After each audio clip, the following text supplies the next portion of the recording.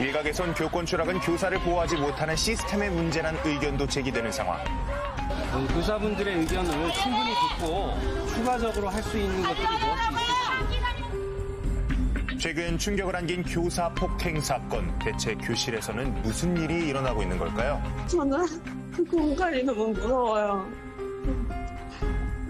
그 공간, 그 교실 물건이 엉망이고 저렇게 다 깨져버린 내 자신 어떻게 돌아가야지, 어디서부터 어떻게 해야 될지 잘 모르겠어요. 사건을 맡은 변호사는 학교의 대응이 미흡했다고 지적합니다. 6월 30일에 처음 발생한 건 아니고요. 동일한 학생으로부터 선생님이 3월 17일에 담임 선생님인데도 불구하고 2회 폭행을 당한 적이 있습니다. 아이가 선생님께 가위를 던지고 그 다음에 거울을 던져서 거울이 깨졌습니다. 이것은 사실 특수폭행에 해당하고요. 그런데 그 학생의 부모님으로부터 전혀 사과를 받지 못했습니다. 그리고 학교 측으로부터 교권보호위원회가 열린다든지 이런 조치도 좀 없었고요. 교육활동 침해가 발생하면 교육활동 보호 매뉴얼에 따라 교권보호위원회가 열려야 합니다.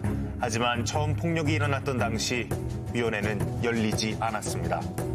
교권보호위원회에서 직접 참석해서 제가 학교 측에 3월 17일에 이런 폭행 사건이 일어났는지 선생님으로부터 고지를 받았냐라고 물었을 때 고지는 받았다고 했고요. 제가 관할청에 보고할 여부가 있는데 학교장으로서 보고를 했냐고 여쭤봤더니 서면으로는 보고한 사실이 없다라고 분명 답변을 받았습니다. 실제 이 학생의 학부모가 직접 저한테 전화를 주셨어요. 선생님께서 정말 아이들을 진심으로 사랑하고 너무 좋으신 선생님이셨다. 그 담당했던 학생의 부모로부터 이런 전화를 받는 것만큼 진짜가 어디 있겠습니까? 그리고 제가 그 교권보호위원회에 갔을 때도 정말 응원하시는 동료 교사분들도 너무 많았고, 이 선생님이 그간에 얼마나 학부모나 다른 동료 교사로부터 신뢰를 받고 있는 교사였는지에 대해서도 제가 사실 여실히 느낄 수 있는 그런 사건이었습니다.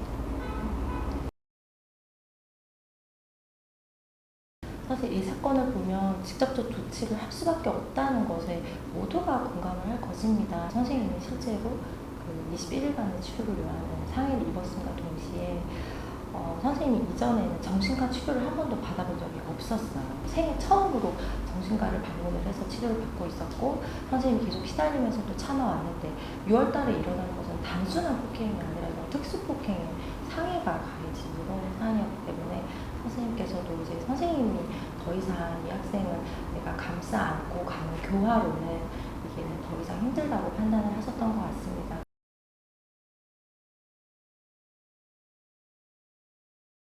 제가 사실은 아동학대 전담재판부에 있었어요. 선생님에게는 어쨌든 정당한 교권에 의해서 학생을 지도할 의무가 있고요. 그런 과정에서 학생이 제지가 안 되는 상황이잖아요. 예를 들어서 이 학생이 다른 학생을 때리거나 학생의 안전에 위협을 되거나 그런 경우에는 모두 정당이유로 의용되기 때문에 이 정도 사안에서 아동학대가 성립한다고 보기는 어렵습니다. 교사 선생님께서 바라는 조치라기보다는 선생님이 중학교 2학년 때부터 교사의 꿈을 안았다고 해요. 학생에게 맞았던 그 충격 때문에 남편이 손이 닿기만 해도 소스라치게 놀란다고 해요.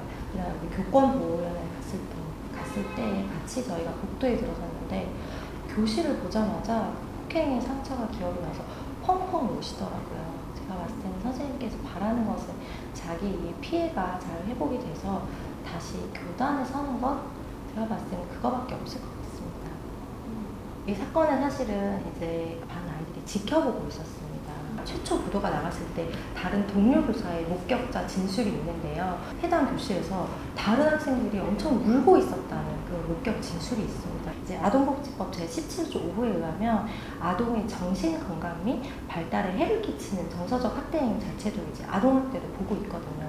다른 학생들 앞에서 담임 선생님이 폭행한 것을 제가 봤을 때 정서적 학대 행위가 될 수 있다는 여지가 충분히 있다는 거에 대한 법률적 검토가 필요할 것 같습니다. 교권이 사라진 학교, 교사들이 되찾고자 하는 건 학생을 억누르는 권력이 아닌 학생과 함께할 수 있는 권리입니다.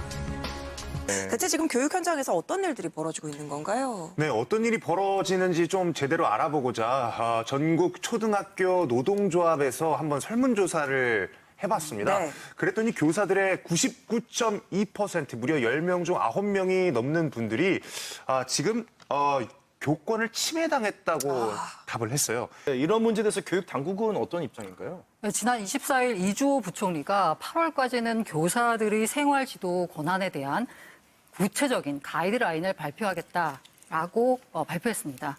사실 생활지도권은 법령에 근거가 있습니다. 초등교육법 시행령에 학생생활지도권이 작년 12월에 들어갔고요. 지난 6월에 마련됐습니다. 그런데 이 시행령에 문제가 뭐냐면 학생생활지도의 방법이나 범위에 대한 기준은 아직 없다라는 겁니다. 네. 이걸 8월까지 만들겠다라는 건데요. 앞으로 교육부가 어떤 가이드라인을 마련할지 우리 모두 함께 지켜봐야 할 것 같습니다. 네, 다시는 이런 가슴 아픈 일이 반복되지 않도록 보다 구체적인 가이드라인이 나오길 바랍니다.